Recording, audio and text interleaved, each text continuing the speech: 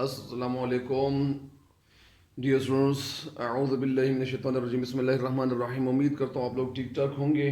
اور کل اشعار کی تشریح کی تھی اور ایک بند کی تشریح کی تھی، تو ابھی جو ہے وہ مزید ایک بند کی تشریح سٹارٹ کر رہا ہوں تاکہ آپ لوگ اس سے استفادہ کریں، فائدہ اٹھائیں۔ تو کل کے لیے میں معذرت خواہ ہوں کیونکہ وہ آواز تو صاف نہیں آ رہی تھی، لیکن کوشش کروں گا کہ وہ کچھ نہ کچھ پھر بتا دوں۔ وہ جو بند تھا جس کی تشریح میں کر چکا تھا اللہ کے فضل و کرم سے، تو وہ بند یہ ہے: بسم اللہ الرحمن الرحیم۔ ہاتھ بے زور ہے، الحاظ سے دل خوگر ہے، امتی باعث رسوائی پیغمبر ہے۔ یعنی ہاتھ بے زور ہے، مطلب اس کا یہ ہے کہ ہاتھ میں طاقت نہیں ہے، یعنی ہم لوگ جو ہے وہ مسلمان جو ہے وہ بے زور ہو گئے ہیں۔ ان کے اندر طاقت تب آ جاتی جب وہ صحیح مومن بن جاتے یا صحیح مومن ہوتے۔ الحاد سے دل خوگر ہے، الحاد کفر سے، یعنی دل جو ہے وہ بے دین ہو گیا ہے۔ دل خوگر ہے مطلب یعنی دل جو ہے وہ عادی ہو گیا ہے کس چیز کا؟ یعنی دل میں بے دینی آ گئی ہے۔ ظاہری بات ہے، جب دل میں بے دینی آ جاتی ہے تو پھر انسان تو وہ صحیح مسلمان نہیں رہ جاتا ہے، پھر وہ مومن نہیں رہ جاتے بلکہ وہ صرف بنائے نام مسلمان ہی کہلایا جاتا ہے۔ امتی باعث رسوائی بے عزتی پیغمبر ہے صلی اللہ علیہ وسلم۔ امتی باعث کے معنی سبب، وجہ، رسوائی بے عزتی پیغمبر ہے۔ یعنی یہ جو امتی ہے تو ہم صرف برائے نام مسلمان ہیں، اور ہم امتی محمدی صلی اللہ علیہ وسلم ہیں تو ہے، لیکن اس کے ساتھ یعنی ہم وہ امتی نہیں ہے جو بننی چاہیے۔ بت شکن اٹھ گئے باقی جو رہے بتگر ہیں۔ بت شکن، بت توڑنے والے، وہ جو بت توڑنے والے تھے، اس کا مطلب یہ ہے کہ جو صحابہ کرام رضی اللہ تعالیٰ عنہ مجمعین تھے وہ بتوں کو ختم کرتے تھے، بتوں کو ختم کر ڈالتے تھے۔ باقی جو رہے وہ بتگر ہے۔ اور جو ہمارے صحابہ کرام رضی اللہ تعالیٰ عنہ مجمعین کے بعد تابعین، تابعین، وہ سارے لوگ جو ہے وہ اٹھ کے چلے گئے ہیں، اس دنیا میں وہ نہیں رہے ہیں، تو باقی جو ہے رہے بتگر ہیں۔ اور جو لوگ رہ گئے ہیں تو پہلے یعنی جو لوگ ہیں وہ بت شکن، وہ جو بتوں کو توڑتے تھے اور جو شیر و شکر ہو کر زندگی گزارتے، شیر و شکر یعنی مل جل کر اتفاق سے رہ کر جب وہ زندگی گزارتے تھے تو وہ لوگ اس دنیا سے چلے گئے، تشریف لے گئے ہیں۔ باقی جو رہے اور جو لوگ ابھی آج کل جو مسلمان موجود ہے تو وہ صرف بتگر ہیں، وہ تو صرف بت بنانے والے ہیں، بت کو تراشنے والے ہیں، بتوں کی پوجا کرنے والے ہیں۔ یہ جو ہیں وہ صحیح مسلمان نہیں، صحیح صرف برائے نام مسلمان رہ گئے ہیں۔ تھا ابراہیم، اور جو ان کا جو والد تھا یعنی ابراہیم علیہ السلام پدر، تو یعنی جس طرح ابراہیم علیہ السلام جو ہے اس امت میں ہم یعنی وہ چلے آتے ہیں، اور اسی طرح تھا ابراہیم پدر، اور جو ابراہیم علیہ السلام جو تھے وہ پدر تھے یعنی والد، تو اور پسر آزر ہے، یعنی ابراہیم علیہ السلام کے جو والد تھے کیا تھے؟ آزر، تو پسر کے معنی بیٹا، تو حضرت ابراہیم علیہ السلام وہ آزر کے بیٹے تھے۔ تو ہم ابراہیم علیہ السلام کے جو طور طریقے تھے یا حضرت ابراہیم علیہ السلام یعنی وہ تو لوگوں کو صحیح راستے میں بلانے کی کوشش کرتے تھے، دعوت دیتے تھے، اسلام کی دعوت دیتے تھے، لیکن وہ جو پیسر یعنی جو آزر ہے تو آزر وہ تو بتوں کو تراشتے تھے، وہ تو بتوں کی پوجا کرتے تھے اور بتوں کو بھیجتے تھے، فروخت کرتے تھے، تو وہ تو اس دنیا سے چلے گئے ہیں۔ اور جو راج کر رہ گئے ہیں تو یہ تو بتوں کی پوجا کرنے والے لوگ رہ گئے ہیں مسلمان۔ بادہ آشام نے، اور جو شراب ہے، شراب بادہ کے معنی شراب، آشام پینے والے نئے، یعنی جو لوگ ہیں وہ نئے شراب پینے والے جو لوگ جو ہے، بادہ نیا، شراب بھی نیا، خم بھی نئے۔ خم کا مطلب یہ مٹکا، وہ سراہی، وہ مٹکا، وہ برتن جس میں شراب ڈالا جاتا ہے۔ تو آج کل جو لوگ ہیں اس کا مطلب یہ ہے کہ آج کل جو مسلمان ہیں تو ان کے پاس جو کارخانہ ہے، جو ان کی زندگی گزارنے کا جو طریقے ہیں تو یہ سارے یہ ایک لیٹسٹ جو لیٹسٹ جو ہے وہ زندگی ہے، یا جو نیو ینگ جنریشن اپنے آپ کو کہتے ہیں کہ ہم ماڈرنائز ہے، تو یہ ماڈرن زندگی گزارنے کے خواہاں ہیں، یہ ماڈرن زندگی گزارنے کے لیے تگ و دو کر رہے ہیں، اور یہ جو ہے ماڈرنائز کو، ماڈرن مطلب یعنی جو نئے لوگ آئے ہوئے ہیں تو یہ نئے کلچر کو اڈاپٹ کرنے اور نئے کلچر کے مطابق زندگی گزارنے کے لیے یہ ہم وطن گوش رہتے ہیں، اور ہر وقت یہ کوشش کرتے رہتے ہیں کہ ہم نئے کلچر کے مطابق اپنے آپ کو ڈھال لیں، اپنے آپ کو اس کے مطابق بنا لیں۔ تو اسی طرح حرم کعبہ نیا، بت بھی نئے، تم بھی نئے، اور اسی وجہ سے ان لوگوں کا جو حرم ہے تو یہ حرم وہ جگہ جہاں قتل و قتال جو ہے وہ جائز نہ ہو، وہاں جائز نہ ہو تو اس کو حرم کہتے ہیں۔ حرم کعبہ نیا، یعنی ان لوگوں کے لیے جو حرم ہے، جو کعبہ ہے وہ نیا ہے، بت بھی نئے، اور یہ جو لوگ مسلمان ہیں تو یہ بھی نئے ہیں، تم بھی نئے۔ اور یہ جو ان کے بت ہیں، جن بتوں کو یہ پوجتے ہیں، یعنی جو ان کے آنے والے جو یہ اپنے آپ کو کچھ سمجھ، یعنی ماڈرنائز لوگ جو ہے تو یہ بتوں کی پوجا کرنے والے، ان کے لیے بت بھی نئے، حرم بھی نیا، اور یہ مسلمان جو ہے یہ بھی نئے ہیں۔ اس کا مطلب یہ ہے کہ مسلمان پہلے جو زندگی گزارتے تھے تو وہ اس زندگی کو وہ بھول گئے ہیں، جو زندگی مسلمانوں کی تھی تو اس زندگی کو مسلمان بھول گئے ہیں۔ یہ سارے بند کی تشریح ایک دفعہ پھر آپ کو سناتا ہوں تاکہ یہ تشریح مکمل طور پر ذہن میں بیٹھ جائے اور آپ لوگ جو ہے اس سے بھرپور فائدہ اٹھائیں۔ اس کی تشریح ایک دفعہ پھر آپ سنیں۔ آج کل کے مسلمانوں کی حالت تو یہ ہے کہ ان کے ہاتھوں میں دم نہیں، ان کے ہاتھوں میں طاقت نہیں، ان کے دل دین سے پھر جانے کے عادی ہے، ان کے دل جو ہے وہ دین سے پھر جانے کے عادی ہے، عادت ان کے اندر آ گئی ہے۔ یہ امتی تو پیغمبر صلی اللہ علیہ وسلم کے لیے باعث عزت نہیں، باعث عزت نہیں، باعث کے معنی وجہ، یعنی عزت کی وجہ نہیں ہے، احترام کے لائق نہیں ہے۔ کیوں نہیں ہے؟ بلکہ باعث رسوائی ہے۔ یہ تو ہمارے پیغمبر صلی اللہ علیہ وسلم کے امتی تو ہیں، لیکن ان کے لیے یعنی باعث رسوائی ہے۔ رسوائی مطلب یعنی یہ ایک دبہ ہے، ایک داغ ہے۔ تو کیونکہ جب ہمارے پیغمبر صلی اللہ علیہ وسلم جس طرح احادیث ہمیں کہتے تھے اور جو طریقے تھے زندگی گزارنے کے، تو یہ مسلمان تو ان طریقوں کے مطابق زندگی نہیں گزار رہے، یہی مطلب ہے اس کا۔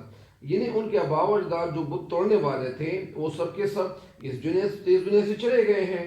اب جو لوگ بھی باقی رہ گئے ہیں، جو لوگ یہاں پہ موجود ہیں، وہ تو بت توڑنے والے نہیں ہیں، بلکہ بت تراشنے والے ہیں، بت بنانے والے ہیں، بت بیچنے والے ہیں۔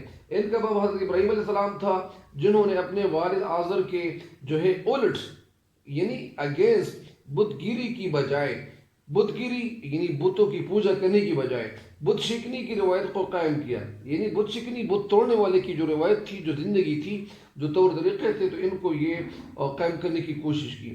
مگر آج کل کے مسلمان حضرت ابراہیم علیہ السلام کے بیٹے نہیں لگتے۔ آج کل کے مسلمان جو ہے حضرت ابراہیم علیہ السلام کے بیٹے نہیں لگتے، بلکہ یہ تو آزر کے بیٹے ہیں۔ کس کے بیٹے ہیں؟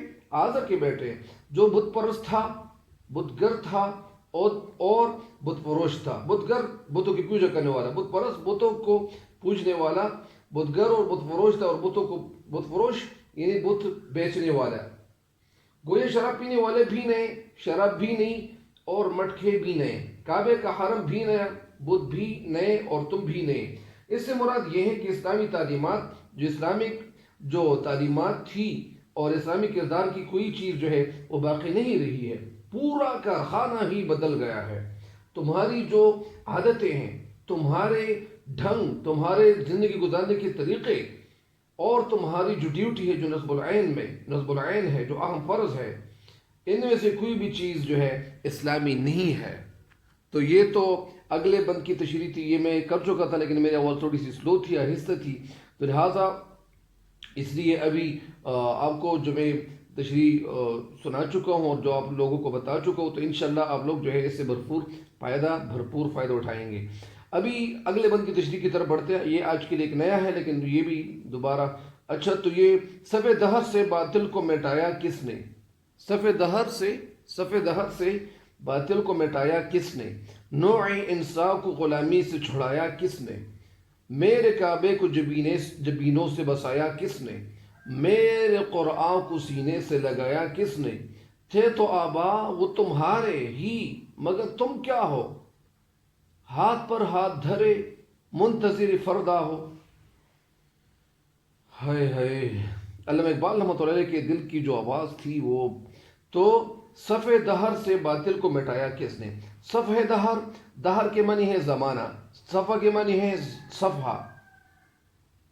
زمانے کے صفحے سے باطل کو کس نے مٹایا؟ باطل کو کس نے مٹایا؟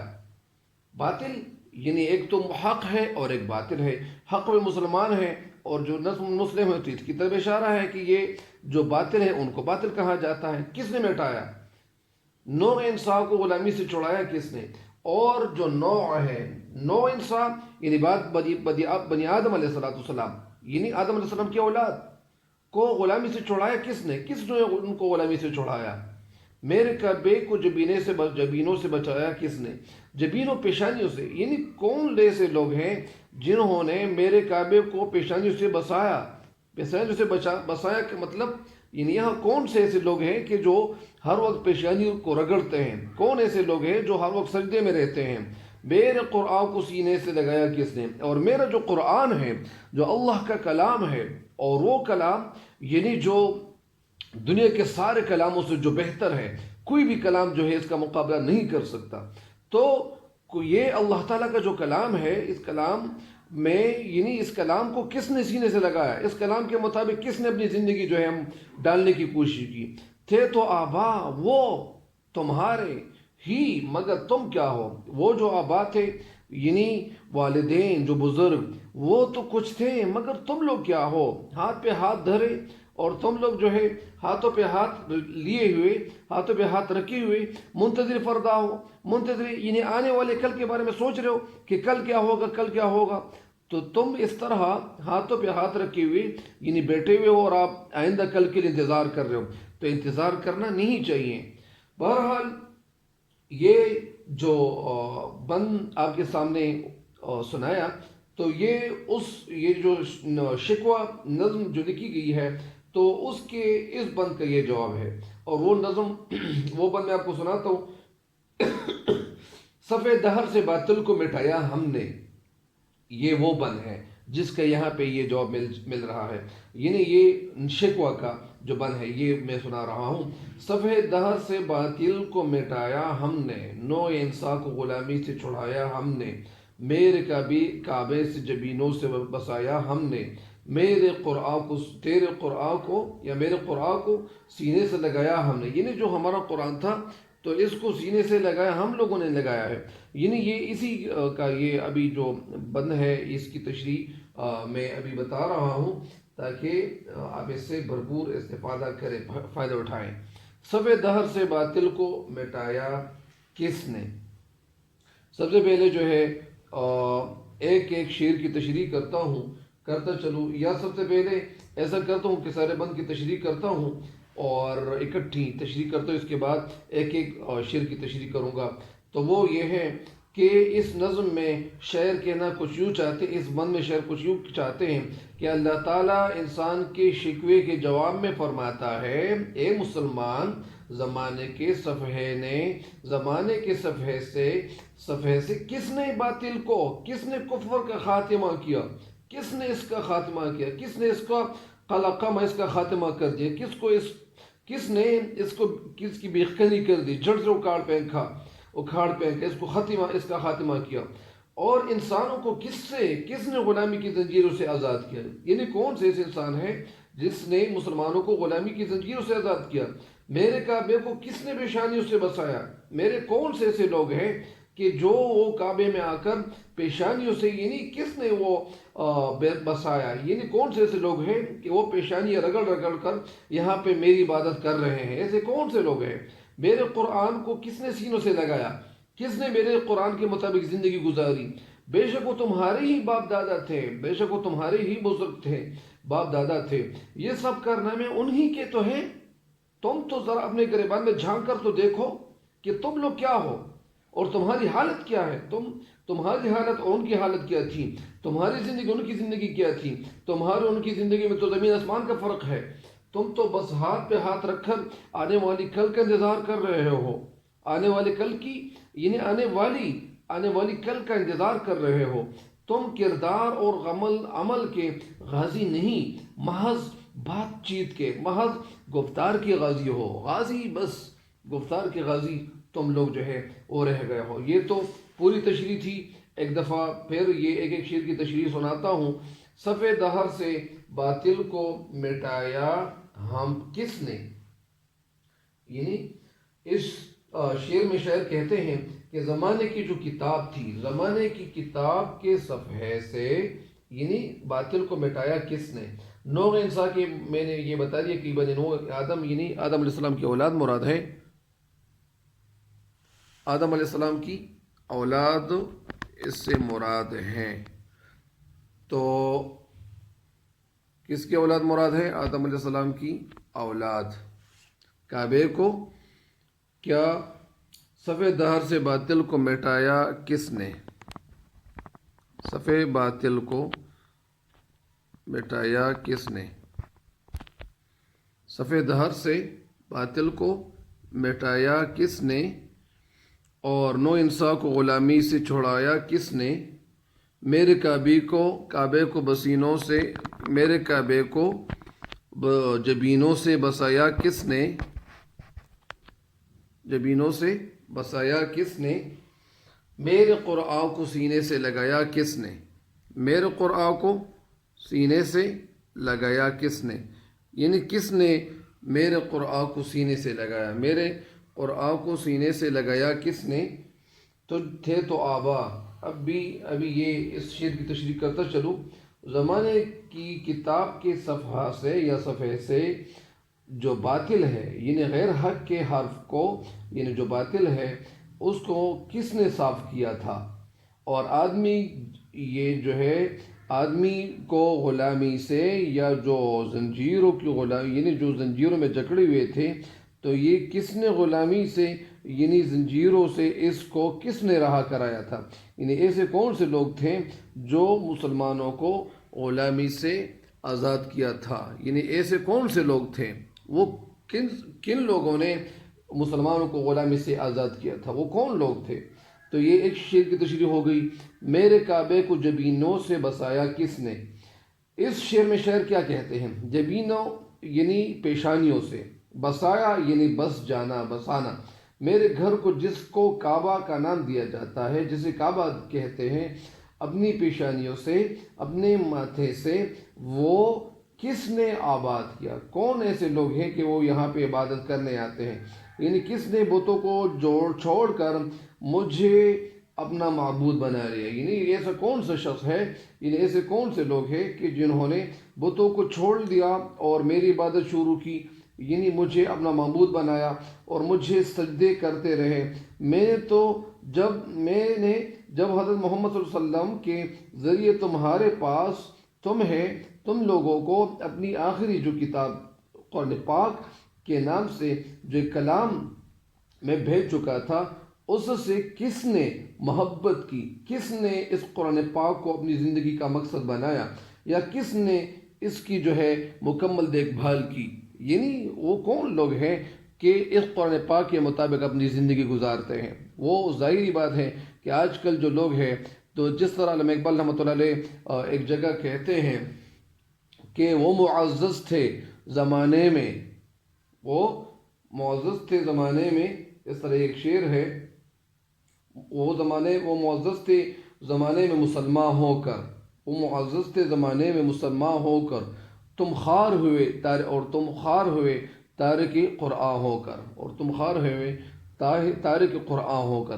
یعنی جو مسلمان آج سے پہلے جو مسلمان تھے تو وہ معزز تھے، ان کو عزت کی نگاہ سے دیکھا جاتا تھا، لیکن ہم لوگ خار ہوئے، تارک کے معنی یعنی ترک کرنا، چھوڑ دینا، اور ہم لوگ مسلمان جو ہے ہم نے قرآن پاک کو ترک کیا، ہم نے اپنے قرآن پاک کی زندگی بتا رہا ہے، جس زندگی کی تعلیم دے رہا ہے، تو ہم نے اس قرآن پاک کو اپنی زندگی سے نکال دیا، اپنی زندگی جو ہے اس کے مطابق ڈالنے کی کوشش نہیں کر رہے، تو اس لیے جو ہے ہم لوگ خار ہوئے، اس لیے ہم لوگ برباد ہوئے۔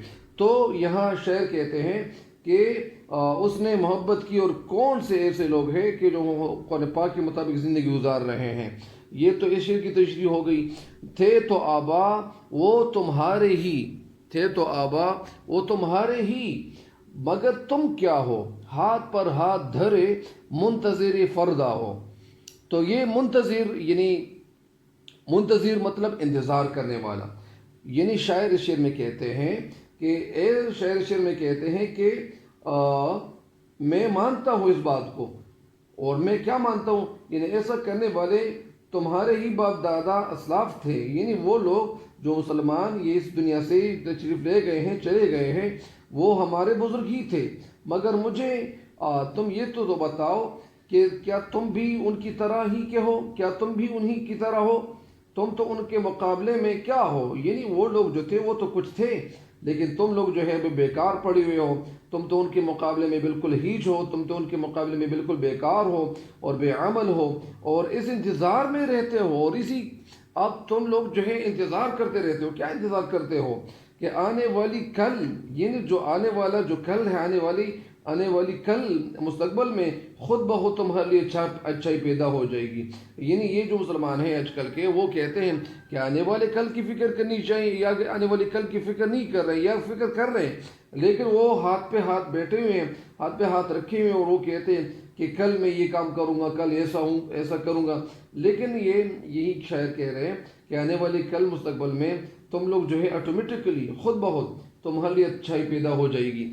تو یہ خود بخود اچھائی پیدا نہیں ہو جاتی، یعنی جیسا اللہ تعالیٰ نے کلام پاک میں، ہم نے کلام میں فرمایا ہے کہ مسلمان جو کوشش کرتا ہے، جو سعی کرتا ہے، تو اس سعی کے مطابق، اس کوشش کے مطابق، اس محنت کے مطابق انسان کو جو ہے کیا ملتا ہے، بدلہ ملتا ہے۔ جو جتنی کوشش کرتا ہے اسی کے مطابق، وہ تو اور بات ہے کہ کچھ لوگ ایسے بھی ہیں کہ وہ بہت زیادہ محنت کرتے ہیں، سخت محنت کرتے ہیں، لیکن اس کی محنت کا اتنا صلہ ان کو نہیں ملتا جس طرح کسان لوگ ہوتے ہیں۔ بہرحال یعنی اس بند کی جو تشریح ہے وہ مکمل ہو گئی ہے، اگلے بند کی تشریح کی طرف بڑھتے ہیں۔ اگلا بند کیا ہے؟ اگلا بند ہے کیا کہا بہر مسلمان سے لفظ واد حور۔ حور جو ہے یہ جمع ہے، اس کا واحد کیا ہے؟ واحد اس کا کیا ہے؟ وہ حور ہے، حورا واحد ہے، اور حور جو ہے جمع ہے۔ شکوہ بیجا بھی کرے، بیجا بغیر وجہ کے، شکوہ فریاد کرے کوئی، شکوہ بیجا بھی کرے کوئی، تو لازم ہے شعور، شعور نہیں شعور، شعور کے معنی عقل، عدل ہے، عدل انصاف، فاتر ہستی کا ازل سے دستور، دستور رسم و رواج، دنیا کا جو کیا ہے، یعنی دنیا کے حوالے سے شاعر کہہ رہے ہیں کہ جو دنیا کے نظام کے حوالے سے شاعر یہ کہہ رہے ہیں کہ جو منتظر ہے، یا اسی طرح فاتر ہستی کا مطلب کیا ہے؟ فاتر ہستی یعنی دنیا کا پیدا کرنے والا، دنیا کا پیدا کرنے والا، اور اس سے مراد کیا ہے؟ اللہ تعالیٰ ہے۔ ازل کے معنی دنیا کا جو پہلا دن تھا، اور ابد دنیا کا آخری دن جب ہوگا، تو ازل سے دستور زندگی گزارنے کے طور طریقے۔ مسلم آئے ہوا کافر تو ملے حور و قصور، ملے حور و قصور۔ حور کے معنی، حور جمع ہے اور اس کا واحد حورا ہے، قصور کے معنی غلطی، کوئی نقص، کوئی غلطی۔ تم میں حوروں کا کوئی چاہنے والا ہی نہیں، تم میں حوروں کا کوئی چاہنے والا ہی نہیں، جلوے طور تو موجود ہے موسیٰ ہی نہیں، موسیٰ علیہ السلام۔ جلوے طور، جلوہ نظر آنا، طور یعنی وہ جو جلوہ دکھایا گیا تھا، اور حضرت موسیٰ علیہ السلام جو اس کوہ طور کے مقام پہ، تو یہ اسی طرف اشارہ کرتا ہے۔ تو اس بند میں شاعر کہنا کیا چاہ رہے ہیں؟ سب سے پہلے اس بند کی جو ساری تشریح ہے وہ مکمل تشریح میں ایک دفعہ سنا دوں تاکہ یہ سمجھ آ جائے کہ اس کی نثر کیا ہے اور اس کی تشریح کیا ہونے چاہیے۔ تو سب سے پہلے اس بند کی تشریح کچھ یوں ہے، اور یہ بند کس حوالے سے لکھا گیا ہے؟ اس میں جو آخری شعر ہے یعنی بند کا، وہ شکوہ کا، تو وہ شکوہ میں یہ بند، یہ جو اشعار ہیں وہ کچھ اس طرح سے ہے۔ وہ اس شعر کہ قہر تو یہ ہے کہ کافر کو ملے حور و قصور، اور بیچارے مسلمان کو فقط وعد حور۔ تو یہ آخری جو یہاں جو شعر ہے کہ تم میں حوروں کا کوئی چاہنے والا ہی نہیں، جلوے طور تو موجود ہے موسیٰ ہی نہیں، تو یہ جو ابھی شعر میں نے آپ کو سنایا، تو یہ شعر یہ جواب شکوہ کا ہے، اور وہ شعر جو ہے وہ شکوہ کا شعر کیا ہے؟ قہر تو یہ ہے کہ کافر کو ملے حور و قصور اور بیچارے مسلمان کو فقط واد حور۔ تو اس بند کی تشریح کچھ یوں ہے کہ شاعر اس شعر میں کیا کہتے ہیں؟ شاعر اس بند میں مسلمان کے اس شکایت کے جواب میں، یعنی اس شکایت کے جواب میں شاعر کہنا کیا چاہتے ہیں؟ شاعر کہتے ہیں کہ مسلمان نے جب شکوہ کیا یا جب شکایت کی، تو شکایت کے بعد، شکوہ کے بعد اللہ تعالیٰ کیا فرماتے ہیں؟ مسلمان سے مخاطب ہے اور فرماتا ہے یعنی کہ تم یہ کیسی بات کر رہے ہو مسلمان سے ہم نے حور کا صرف وعدہ ہی کیا ہے۔ اگر کوئی غلط شکایت کرے تو اس کے لیے لازم ہے، ضروری ہے کہ عقل سے کام لے، یعنی عقل سے کام لینا چاہیے۔ کائنات پیدا کرنے والا اللہ تعالیٰ عادل ہے، عدل کرنے والا ہے، منصفی کرنے والا ہے، منصف ہے، انصاف کرتا ہے، عدل کرتا ہے۔ اللہ تعالیٰ جس نے کائنات تخلیق کیا، کائنات پیدا کیا، تو اللہ تعالیٰ تو عادل ہے، عدل کرنے والا ہے، عدل پسند کرتا ہے۔ تو یہ مسلمان تم کس طرح یہ شکوے شکایت پہ اتر آئے ہو؟ دنیا کی جو تخلیق ہے، دنیا جب بنائی گئی تھی اس دن سے لے کر اب تک جو ہے عدل انصاف ہی اللہ تعالیٰ کا ایک طریقہ آ رہا ہے، ایک دستور آ رہا ہے، اور یہ دستور اس وقت سے آ رہا ہے جب یہ دنیا اللہ تعالیٰ نے بنائی تھی، تخلیق کی تھی۔ کافر کو حورے اور محلات اس وقت ملے، یعنی کافر کو حورے اور محلات اس وقت ملے جب اس نے مسلمانوں کے سے طور طریقے اختیار کر لیے، یعنی جو مسلمانوں کے جو طور طریقے تھے وہ جو مطلب اس کا یہ ہے کہ کافر کو تو حورے نہیں ملیں گی، محلات نہیں ملیں گے، یعنی یہ جو ان کے لیے محلات ہیں تو اس دنیا کے ہیں۔ جب اس نے مسلمانوں کے سے طور طریقے اختیار کر لیے، تم کو حوروں کا چاہنے والا ہی کوئی نہیں۔ اے مسلمان، تم تو حور کی بات کر رہے ہو، لیکن تمہارے اندر کوئی چاہنے والا ہے کہ وہ حور کو حاصل کر لے؟ تم لوگ تو صرف باتوں کے غازی ہو، عمل کے لحاظ سے تو تم لوگ جو ہے 0 نمبر پہ ہو، 0 نمبر پہ ہو۔ تم میں حوروں کا چاہنے والا ہی کوئی نہیں ہے، کوئی موجود ہی نہیں ہے۔ طور کا جو جلوہ ہے، جو موسیٰ علیہ السلام، یعنی جو جلوہ دکھایا گیا تھا اس وقت جب موسیٰ علیہ السلام طور کے مقام میں موجود تھے، تو اور روشنی ابھی تک موجود ہے، یعنی وہ جو روشنی تھی، وہ جو نور تھا، وہ ابھی تک موجود ہے۔ اس کا مطلب کیا ہے؟ یعنی اللہ تعالیٰ اب بھی تم لوگوں پہ کرم کرتا ہے، لیکن جب تم لوگ بھی کچھ تو بنو، کچھ تو کر لو، لیکن اس کے لیے مساوی تو ہونا چاہیے، یعنی جس طرح موسیٰ علیہ السلام جو تھے وہ دعوت دیتے تھے اور مسلمانوں کو یعنی نیک راستے کی طرف بلاتے تھے، تو اسی طرف یہ اشارہ ہے۔ یہ تو ایک نثر قسم کی آپ کو یہ بند کی تشریح بتا دی۔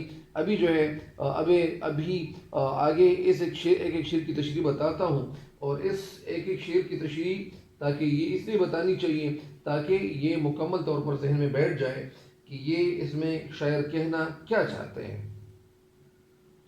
اس شعر میں، پہلے شعر میں کیا کہا؟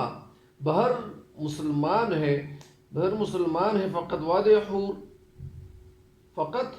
واد حور، شکوہ بیجا بھی کرے کوئی تو لازم ہے شعور۔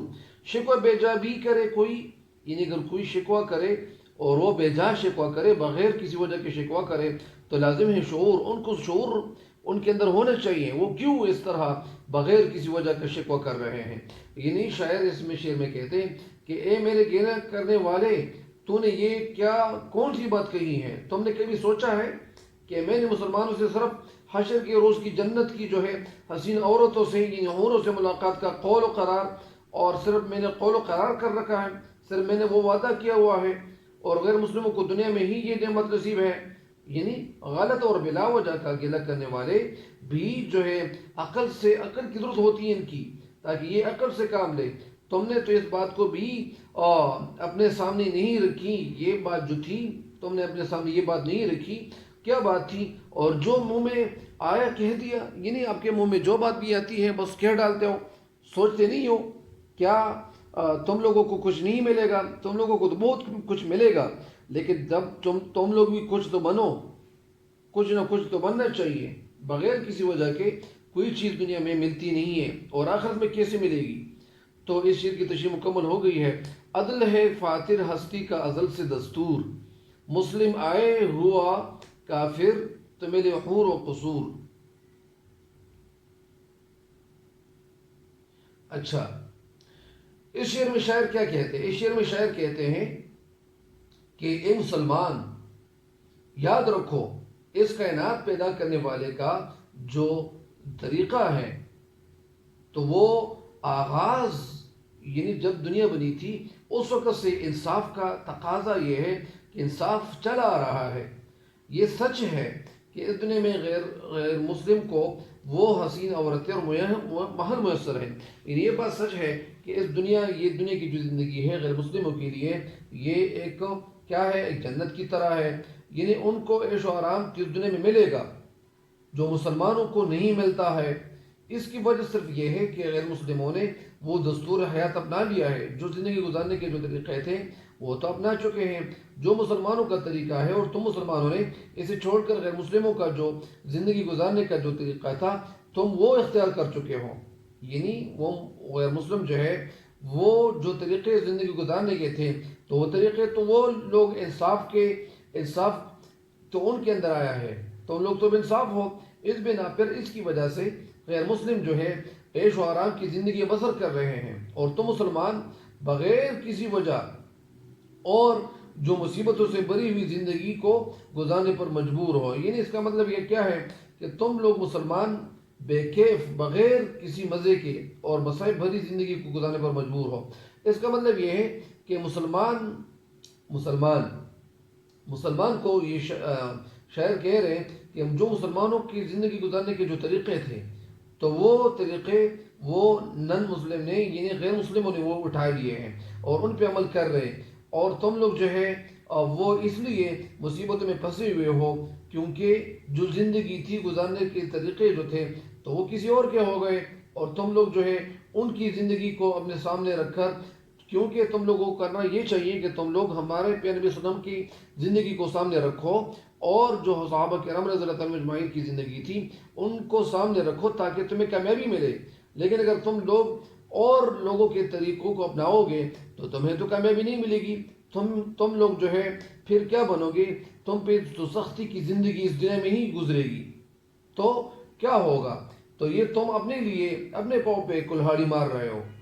تم میں حوروں کا کوئی چاہنے والا ہی نہیں، جلوے طور تو موجود ہے موسیٰ ہی نہیں۔ شاعر اس شعر میں کہتے ہیں کہ اے مسلمانوں، آج تم میں جنت اور اس جنت میں جو حور ہے ان کا کوئی طلبگار نظر نہیں آ رہا ہے۔ طلب کرنے والا، تلاش کرنے والا کوئی نظر نہیں آ رہا ہے۔ طلبگار ہوتے، تلاش کرنے والے ہوتے تو ایسے عمل صالح کرتے، اگر کوئی طلب کرنے والے ہوتے یا تلاش کرنے والے ہوتے تو وہ کچھ ایسے وہ عمل صالح کرتے، وہ اس نیک عمل کرتے کہ جن سے تم اس نعمت کے خود بخود حقدار بن جاتے۔ اگر یہ صحیح مسلمان ہوتے اور ہمارے پیارے نبی صلی اللہ علیہ وسلم کی خوبصورت زندگی کو سامنے رکھتے اور وہ عمل پیرا ہوتے اور وہ طلبگار ہوتے، آخرت کی فکر کرتے، تو ظاہری بات ہے کہ وہ حور ان کو خود بخود مل جاتے۔ لیکن دنیا میں رہتے ہوئے عمل اور جد و جہد کرتے یا اسی طرح کوشش کرتے جس کے نتیجے میں تم بھی یہاں کے انعام و اکرام سے سرفراز ہوتے، یعنی تم لوگوں کو بھی وہ انعام اور جو اکرام اور جو مہربانی جو تھے جو اللہ تعالیٰ کی ہوں گی اور عیش و آرام کی زندگی گزارتے۔ لیکن افسوس تم تو غفلت میں پڑے ہوئے ہو، تم تغافل میں پڑے ہوئے ہو، غفلت میں پڑے ہوئے ہو اور بے عمل زندگی گزارنے پہ اتر آئے ہو۔ یہ زندگی گزارنے کے جو طریقے تم لوگوں نے بنا رکھے ہیں تو اس زندگی کو گزارنے پہ تم لوگ جس طرح جو عمل پیرا ہو رہے ہو تو یہ زندگی تمہارے اسلاف کی تو نہیں تھی۔ جو لوگ اس مسلمان جو اس دنیا سے چلے گئے ہیں ان کی زندگی تو ایسی نہیں تھی۔ اے میری شکایت کرنے والے مسلمان، میں تو تم پر وہ جلوہ آرائی یعنی جو جلوہ حضرت موسیٰ علیہ السلام پہ کیا گیا تھا اس جلوے کے لیے میں آج بھی جو ہے وہ تیار ہوں۔ جو کبھی میں نے حضرت موسیٰ علیہ السلام پہ یہ جو کوہ طور کے مقام پر یعنی وہ جلوہ دکھایا تھا، مگر میں کیا کروں، تم میں حضرت موسیٰ علیہ السلام کی طرح میری تجلی کا، میری روشنیوں کا، میرے نور کا کوئی طلبگار ہی نہیں ہے، کوئی یعنی جس طرح نور سے فرشتوں کا اللہ تعالیٰ نے بنایا ہے۔ تو اسی طرح اللہ تعالیٰ یہ فرماتا ہے کہ اے میرے بندے، اے مسلمانوں، تمہارے اندر وہ زندگی گزارنے کے طریقے تو نہیں رہے۔ تو جب وہ طریقے نہیں رہے، جب آپ کے اندر کوئی طلب کرنے والا نہیں رہا، کوئی طلبگار ہی نہیں ہے، کوئی تلاش کرنے والا ہی نہیں ہے، تو جب کوئی شخص تلاش نہیں کرتا ہو، وہ تگ و دو نہیں کرتا ہو، محنت نہیں کرتا ہو، تو بغیر محنت کی کوئی چیز ملتی نہیں ہے۔ یعنی جس طرح یہاں اس دنیا میں بتایا جاتا ہے کہ جو انسان یہاں صرف ایک کھجور کا اور جو ہے وہ صدقہ کرے تو اس کے دل میں وہ خلوص ہو، نیک ارادہ ہو، تو اللہ تعالیٰ ان کے بدلے میں، اس ایک کھجور کے بدلے میں اللہ تعالیٰ انسانوں کو یعنی احد پہاڑ جتنے یہ ثواب ان کو دیا جائے گا۔ لیکن بات یہ ہے کہ تم لوگ جب کچھ کرو نا، جب کچھ کرو گے تو کچھ پاؤ گے، اب کچھ نہیں کرو گے تو پھر آپ لوگوں کو کیا ملے گا؟ تو یہی اس بند کی تشریح تھی۔ امید ہے کہ امید واثق ہے اور امید ہے کہ آپ اس سے بھرپور فائدہ اٹھاؤ گے، اور اللہ تعالیٰ آپ کو توفیق دے کہ آپ اس سے فائدہ اٹھائیں، اور ہمیں بھی دعاؤں میں یاد رکھیں۔ اور میرے اس چینل پہ جو نئے ہر آنے والے ہیں ان کو چاہیے کہ اس چینل کو سبسکرائب کریں تاکہ میری ہر نئی آنے والی ویڈیو آپ کو وقت پر یا بر وقت پہنچتی رہے۔ اللہ تعالیٰ آپ سب کا حامی و ناصر ہو۔ والسلام۔